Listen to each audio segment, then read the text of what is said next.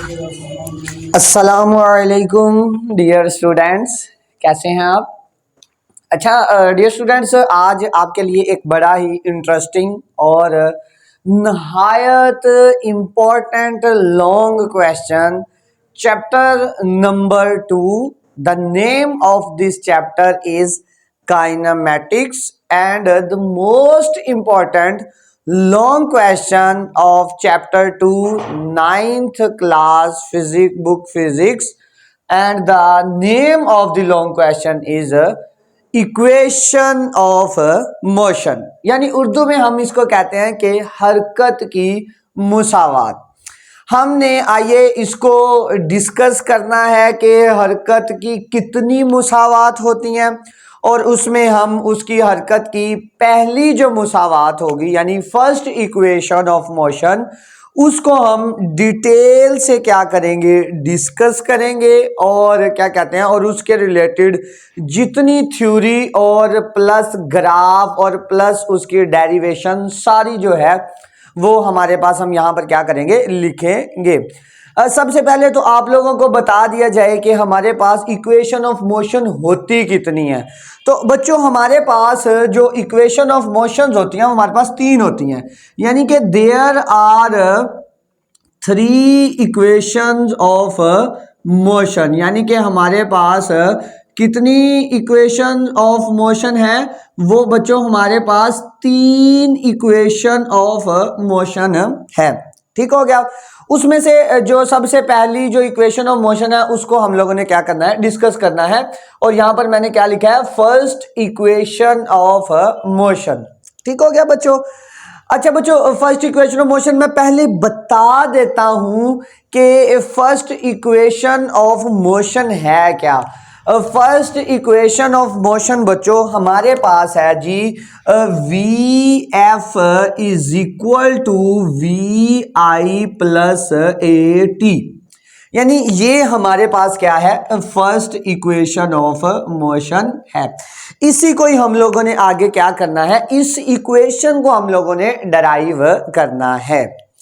आइए बच्चों, अब हम चलते हैं अपने टॉपिक की तरफ। बच्चों, जो ये इक्वेशंस ऑफ मोशंस है ना, ये जिन चीज़ों के रिलेटेड हैं वो मैं इधर राइट कर देता हूँ।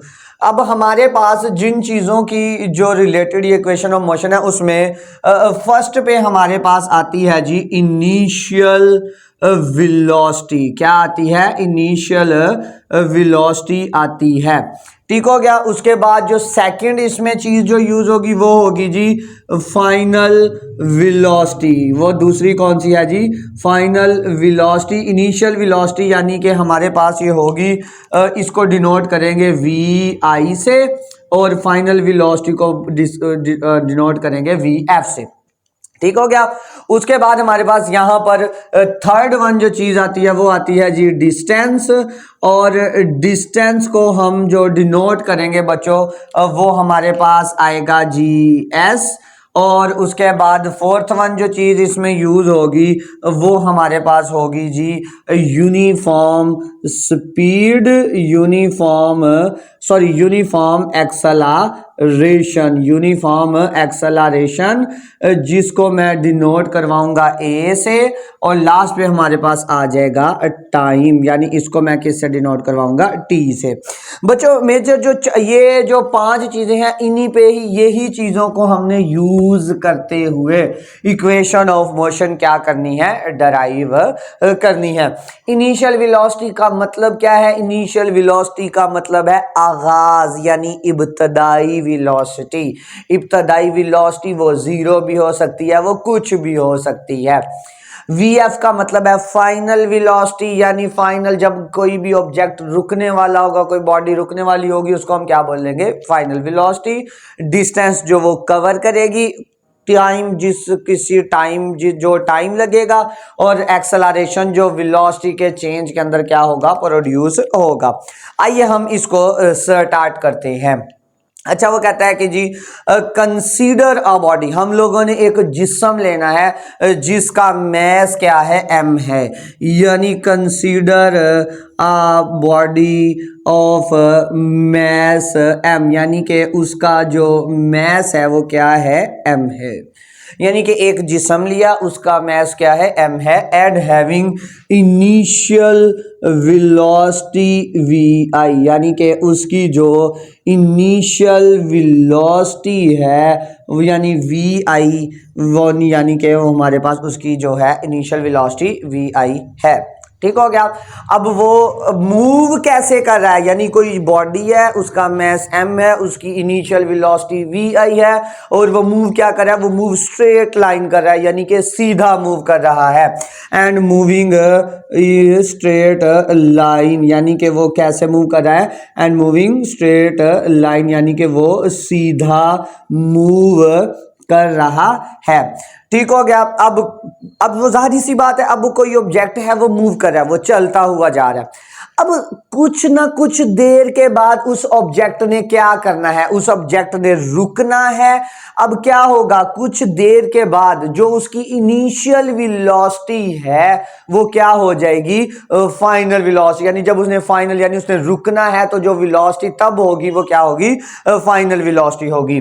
यानी consider a body of mass m and having initial velocity vi and moving straight line, कैसे मूव कर रहा है, सीधा मूव कर रहा है, यानी बिल्कुल सीधा जा रहा है। एंड विद यूनिफॉर्म एक्सेलरेशन, यानी कि उसका जो एक्सेलरेशन है वो क्या है, यूनिफॉर्म है। बच्चों इसका क्या मतलब है, यूनिफॉर्म एक्सेलरेशन का मतलब है कि उसके एक्सेलरेशन के अंदर कोई तब्दीली नहीं आ रही। जैसे अगर कोई गाड़ी सीधी स्ट्रेट मूव करती जाएगी, सीधा मूव करती जाएगी, तो यानी उसकी वेलोसिटी के अंदर तब्दीली नहीं आ रही होगी। जैसे कि अगर एक कार है वो मूव कर रही है, यानी कि वो गाड़ी जो है वो मूव कर रही है, उसकी वेलोसिटी है जी 10 मीटर पर सेकंड। अब उसने जब चली है तब भी उसकी 10 मीटर पर सेकंड, जब आखिरी स्टॉप पे जाकर रुकी है तब भी उसकी वेलोसिटी कितनी थी, 10 मीटर पर सेकंड थी। यानी उसकी वेलोसिटी के अंदर कोई तब्दीली नहीं आई, तो इट्स मीन उसका एक्सेलरेशन क्या होगा, यूनिफॉर्म होगा। यानी कि उसका एक्सेलरेशन जो प्रोड्यूस होगा वो क्या होगा, यूनिफॉर्म, यानी स्ट्रेट, यानी सीधी मूव कर रही है। अच्छा बच्चों, एक्सेलरेशन अब यूनिफॉर्म एक्सेलरेशन है। अब कुछ देर के बाद, कुछ टाइम के बाद, यानी कुछ टाइम के बाद वो क्या करेगी, वो गाड़ी क्या करेगी, वो रुक जाएगी। कुछ देर के बाद वो गाड़ी क्या करेगी, रुक जाएगी। क्या ये after time T, after time T its velocity become final velocity, its velocity becomes final velocity, its velocity become final velocity, यानी कि उसकी जो velocity इनिशियल थी, अब कुछ टाइम, कुछ वक्त के बाद उसकी velocity वो क्या बन गई, फाइनल वेलोसिटी होगी। और इसको किससे डिनोट करवाएंगे, vf से हम डिनोट करवाएंगे। बच्चों ये जो मैंने सारी चीजें लिखी है ना, इसको अब मैंने ग्राफ के जरिए समझाना है। किसके जरिए समझाना है, ग्राफ के जरिए। अब क्या करेंगे, दीज आर डिस्क्राइब्ड, यानी कि इन सारी चीज़ों को क्या करना है, डिस्क्राइब्ड करना है। These are described by speed time graph, यानी कि इसको मैंने कैसे डिस्क्राइब करना है, स्पीड टाइम ग्राफ की मदद से मैंने इसको ड्राइव यानी कि करना है, यानी डिस्क्राइब करना है, बताना है। अब मैं यहां पर ग्राफ लूंगा। ग्राफ बेसिकली हमेशा दो एक्सिस के दरमियान होता है। एक हमारे पास होगा एक्स एक्सिस और दूसरा कौन सा होगा, वाई एक्सिस। आइए बच्चों हम इसको ड्रा करते हैं। अब ये हमारे पास जी एक ग्राफ आ गया, यानी कि मैंने ये एक ग्राफ बनाने लगा हूं। अब जहां पर ये दोनों मिल रहे होंगे ये होगा रीजन। अब ये एक्स एक्सिस पे हम क्या लेंगे, टाइम लेंगे, और वाई एक्सिस पे हम लोग क्या लेंगे, हम लोग लेंगे वेलोसिटी। क्या लेंगे, वेलोसिटी लेंगे। अच्छा भी बच्चों इस सारी चीजों को हम लोगों ने इस ग्राफ में अब बताना है। अब क्या हुआ, हमारे पास उसने कहा कि एक बॉडी थी जिसका मास क्या था, m था, उसके बाद उसकी इनिशियल वेलोसिटी क्या थी, वी आई थी। यानी ये ओरिजिन है। अब मैं यहाँ पर इधर ये वेलोसिटी लेनी है, मैं ओरिजिन पे वेलोसिटी लूंगा, ओरिजिन पे वेलोसिटी जीरो होगी। उसने कहा कि उसने की कुछ ना कुछ वेलोसिटी है, तो मैं थोड़ा सा चेंज पे यहाँ पर जाकर क्या ले लूंगा, इसकी ये वेलोसिटी, इनिशियल वेलोसिटी, यहाँ पर मैं क्या ले लूंगा, इनिशियल वेलोसिटी ले लूंगा। अब कुछ देर के बाद, कुछ वक्त के बाद, कुछ टाइम के बाद उसकी इनिशियल वेलोसिटी क्या बन गई है, फाइनल वेलोसिटी बन गई है। तो कुछ वक्त के बाद यानी उसकी जो वेलोसिटी थी वो क्या बन चुकी है, फाइनल वेलोसिटी। अब इस वेलोसिटी के चेंज के अंदर एक चीज प्रोड्यूस हुई है और वो क्या थी, एक्सेलरेशन। और वो एक्सेलरेशन क्या था, यूनिफॉर्म था। अगर यूनिफॉर्म एक्सेलरेशन होगा यानी ये वेलोसिटी के चेंज के अंदर अगर यूनिफॉर्म एक्सेलरेशन होगा, यानी कि एक्सेलरेशन क्या होगा, यूनिफॉर्म होगा, तो इट्स मीन हमारे पास जो एक्सेलरेशन को हम डिनोट करेंगे वो बिल्कुल ऐसे एक स्ट्रेट लाइन लगा देंगे। क्या लगा देंगे, हम एक बिल्कुल स्ट्रेट लाइन बच्चों लगा देंगे। और इस पॉइंट को मैं नाम दे दूंगा ए का, और इसको मैं क्या नाम दे दूंगा, इस पॉइंट को मैं नाम दे दूंगा बी का। और ये हमारे पास क्या आ गया है, ये हमारे पास एक्सेलरेशन आ गया है। ठीक हो गया। अब मैं इस पॉइंट के ऊपर क्या करूं, मैं इस पॉइंट के ऊपर एक परपेंडिकुलर ड्रॉ कर देता हूं। मैं इस पॉइंट के ऊपर एक क्या ड्रॉ कर देता हूं, परपेंडिकुलर। अब मैंने इस पॉइंट के ऊपर एक क्या ड्रॉ किया, मैंने एक परपेंडिकुलर ड्रॉ कर दिया है।